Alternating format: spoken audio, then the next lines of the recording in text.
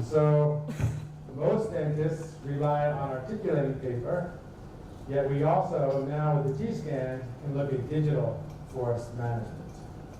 Thì hầu hết nha sĩ đều dựa vào giấy cắm để phát hiện những cái điểm cắm khớp, và hiện nay chúng ta có T-scan là kỹ thuật ghi khớp cắm kỹ thuật số.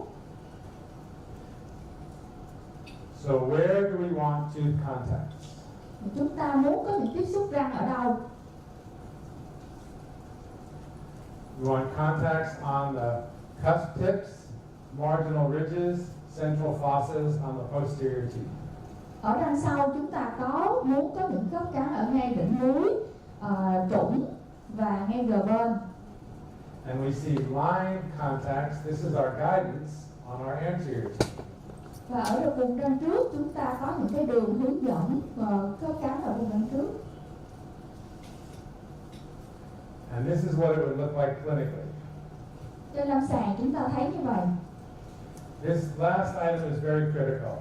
No contacts on inclined planes.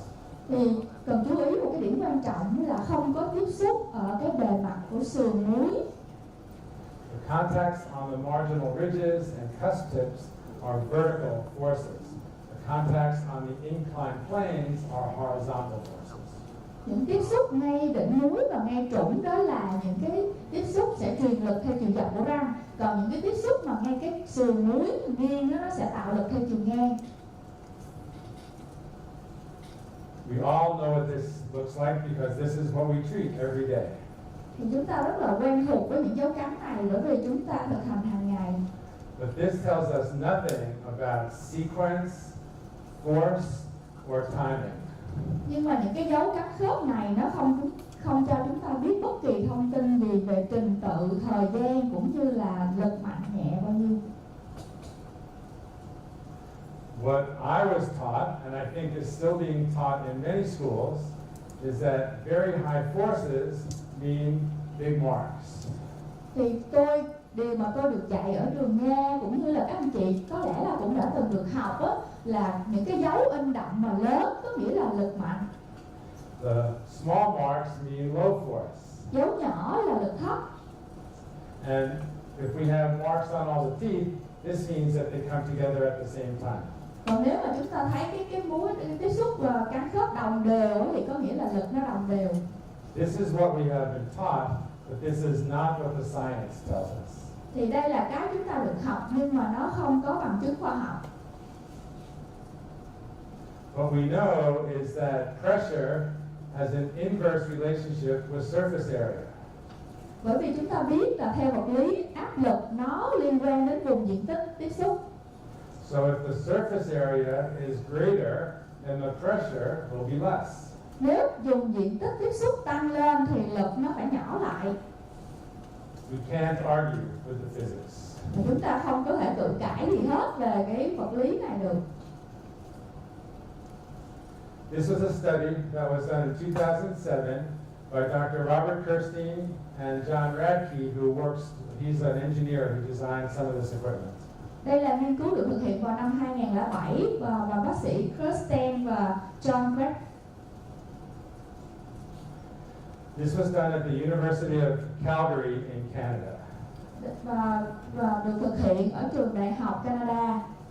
A group of engineers heard that dentists were looking at paper marks and trying to determine how much pressure. Thì một nhóm bác sĩ, những kỹ sư biết là những nha sĩ nhìn vào những cái dấu cắn ghi được bằng giấy cắn và cố gắng muốn biết được là cái lực cắn bao nhiêu. So they made a set of casts and mounted them on an instrument where they could dial in the known amount of force from 0 to 500 newtons. Do đó là họ set up một cái mô hình nghiên cứu có những cái mẫu hàm và lắp trên cái mô hình, trong đó người ta có thể đo được lực từ 0 tới 500 Newton. And they found that on every recording there were 6 points that showed up on every cast. So those were the points they looked at.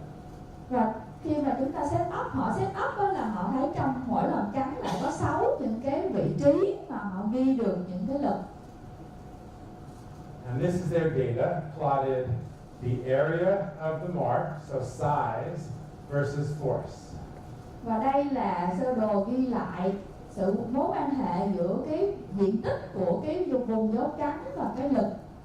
And the red oval and the blue oval show that we can have all different sizes at the same force. Thì cái oval màu đỏ với lại màu xanh dương cho thấy là chúng ta thấy cùng một cái lực như nhau nhưng mà có nhiều cái diện tích tiếp xúc khác nhau. And we can see from the green oval that we have less force with bigger marks and more force with smaller marks. Còn cái hình oval màu xanh lá cây á, thì cho thấy á, là những cái vùng mà lực thấp á, lực yếu á, thì cái diện tích tiếp xúc lớn, còn cái vùng lực cao á, thì diện tích tiếp xúc lại nhỏ. Now this is the data from the maxilla. Và đây là dữ liệu của các răng hàm trên. This is the data from the mandible, and same thing. The red oval shows all different sizes for one force, and the blue oval shows all different forces for one size. Còn đây là ở các răng hàm dưới thì cái màu đỏ cho thấy cùng một cái lực như nhau nhưng mà cái kích cỡ của cái dấu cắn nó khác nhau, cũng như là cùng một kích cỡ dấu cắn nhưng mà trong một cái biên độ rộng về cái lực thay đổi rất là lớn. And so in their conclusions, they found that increasing the load did not mean that it was a bigger mark. Often it was a smaller mark. Kết luận là khi mà chúng ta tăng tải lực á, thì không có dẫn đến là cái vùng ghi dấu cắn nó rộng ra. And they found that 21% of the time there was a linear relationship. Và người ta thấy trong 21% nó mới có cái quan hệ tuyến tính, có nghĩa là nó liên hệ giữa cái lực với lại cái vùng diện tích dây cắn. Dr. Sarah Kadir, who was working in Korea at the time, decided to do the same study in the mouth. Thì lúc đó bác sĩ Kadir ở Hàn Quốc quyết định là làm cùng một cái nghiên cứu đó lặp lại. And so she marked the teeth, and she used a 15 micron paper, it was a mylar, 15 microns, and she photographed the ink, and then she looked using the T-scan, which we will talk about as far as how much force. Thì bác sĩ này mới ghi dấu cắn rồi lặp lại bằng cái cắn bên trên T-scan với cái mylar là cái vùng cái sensor nó 15 micron để cho thấy cái mối quan hệ giữa cái diện tích dấu cắn và lực. And this shows that these tiny little marks and this very big mark have the same amount of force. Và trên lực ghi nhận được đó là cái lực bằng nhau đối với cái dấu cắn nhỏ xíu bên trái cũng như là cái diện tích lớn bên phải đó đều lực giống nhau. And we have to recognize that these studies were published in the Journal of Advanced Prosthodontics, which is a well-respected peer-reviewed journal.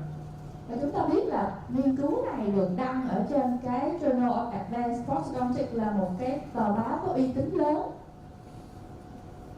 And this was her data looking at number of pixels or size versus force, and using the T-scan because we don't know the number of newtons, we look at the relative amount of force. The purple line shows if there was a linear relationship. Và đây là dữ liệu ghi nhận được. Thì cái một bên đó, bên này là cái diện tích của cái vùng ghi nhận và bên này là lực. Và cái đường màu tím là quan hệ tuyến tính, là nó có mối quan hệ trực tiếp giữa lực với vùng ghi nhận.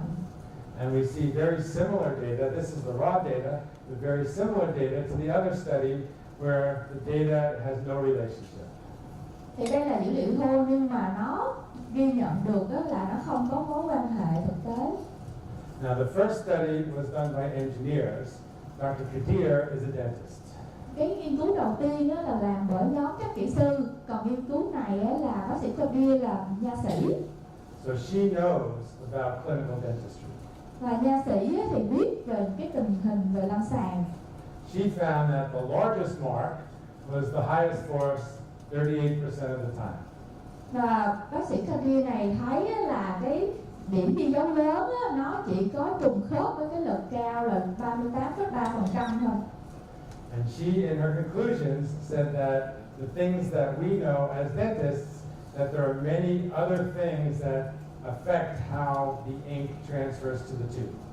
Và chúng ta đều là nha sĩ, chúng ta đều biết là cái vùng ghi nhận đó nó tùy thuộc vào rất nhiều những yếu tố khác nhau, ví dụ như